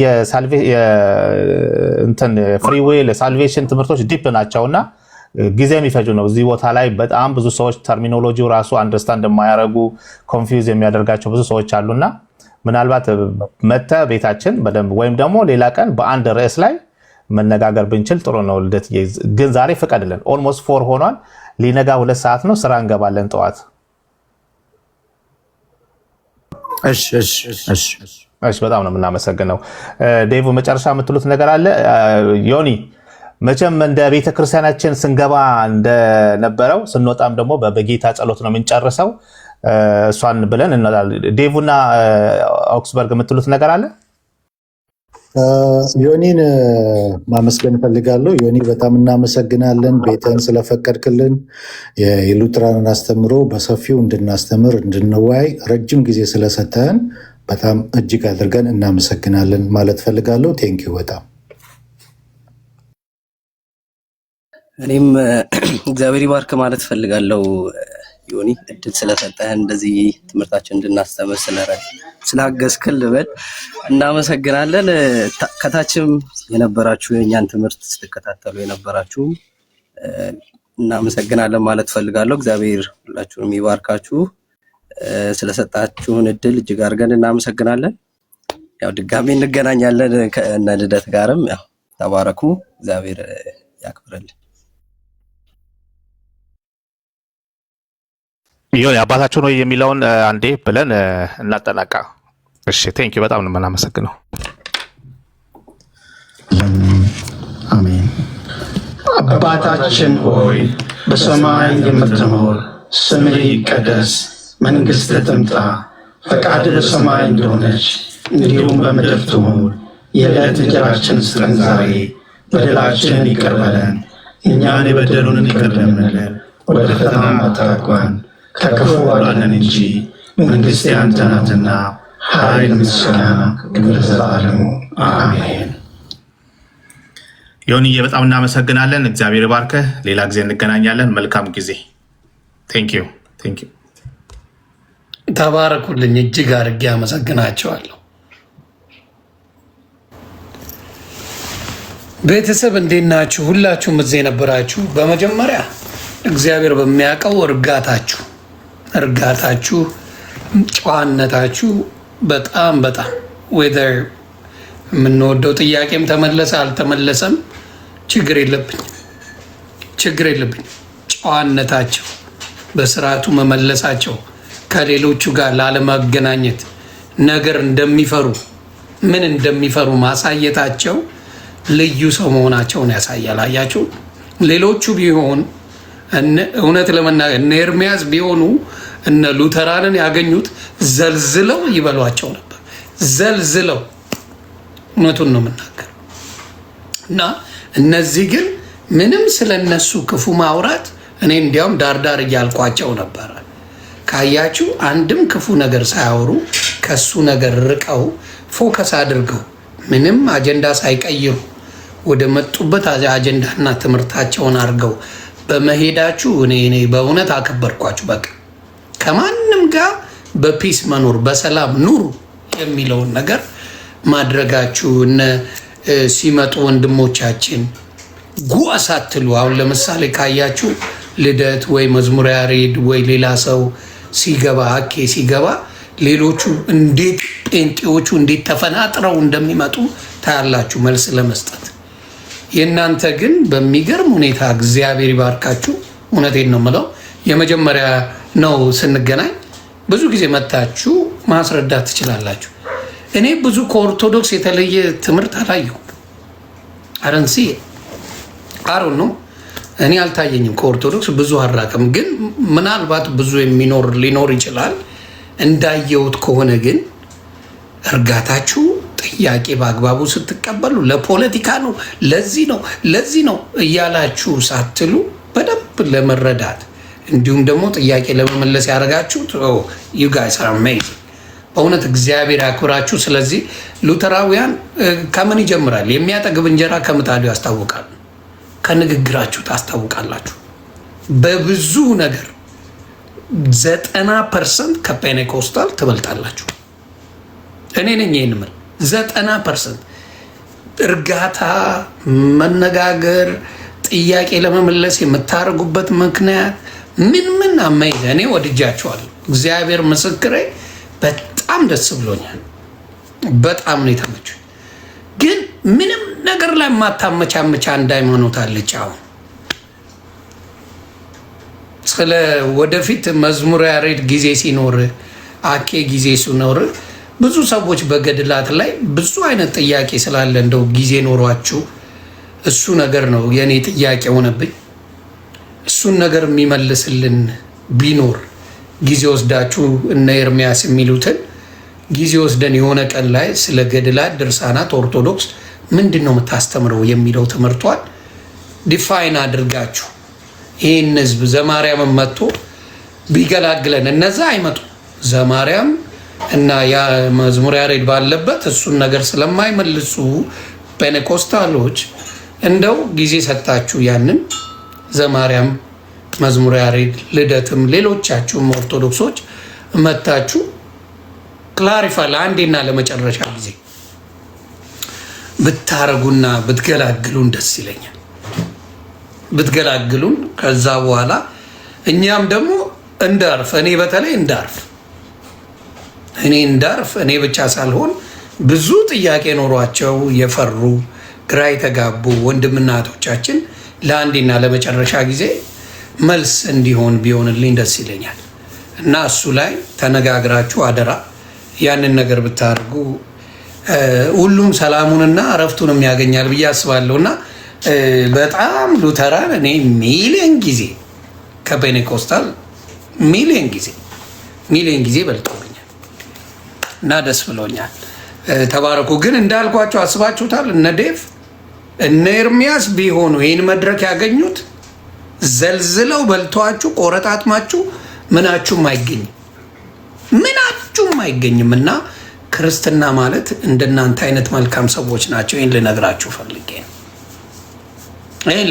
ፈልጌ ነው። ቆርጥመው ይበሏችሁ ነበር፣ ቆርጥመው። ስለዚህ ደስ ይላል። ሰላማችሁ ብዝት ይበልልኝ። መልካም ጊዜ